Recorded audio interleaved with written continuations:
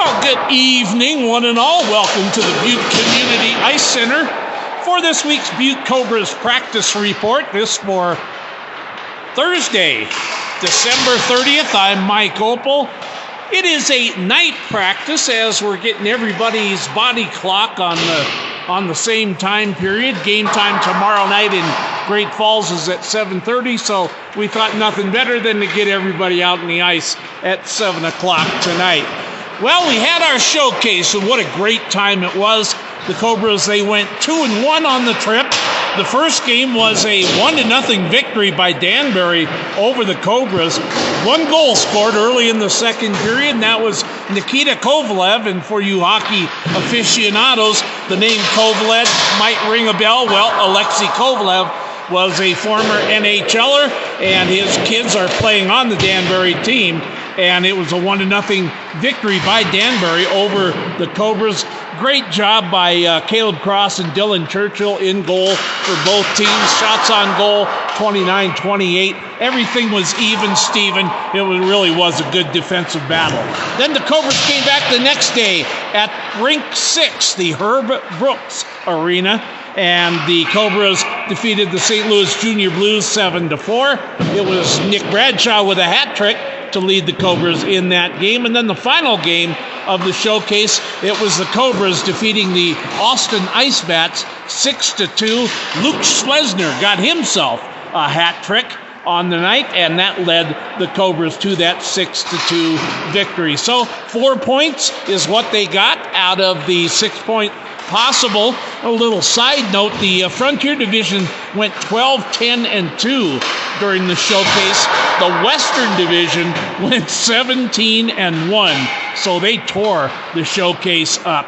And Gillette and Helena, the two division leaders in the Frontier Division, they both went 1-2. Helena got shut out the first two games, but they did come back to win the final game of the showcase 4-2 over the Texas Brahmas. So, showcase is done, had a great time, and now we start the second half of the season.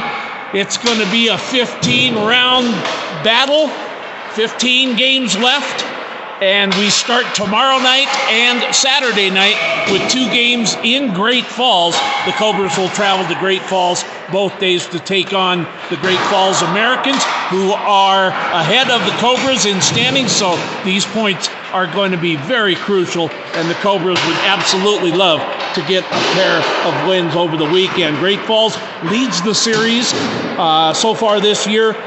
Great Falls won 4-1 and 6-4 in Great Falls, and then they beat the Cobras 5-3 here, and then in October the Cobras defeated Great Falls 4-2, so 3-1 so far in the series with Great Falls. Johan Olsen, Fabian Vick, welcome back. They came back from Norway to join us in the showcase, and great to have those bodies back in the lineup. 3 things I take away, my top 3 for the trip to Minneapolis for the showcase. Number 1, or I'm going to go number 3, was the Mall of America. What a great place. And those of you that know me know I'm a venue person, and they still have home plate marked off where the old Metropolitan Stadium used to be. The Vikings and the Twins played there.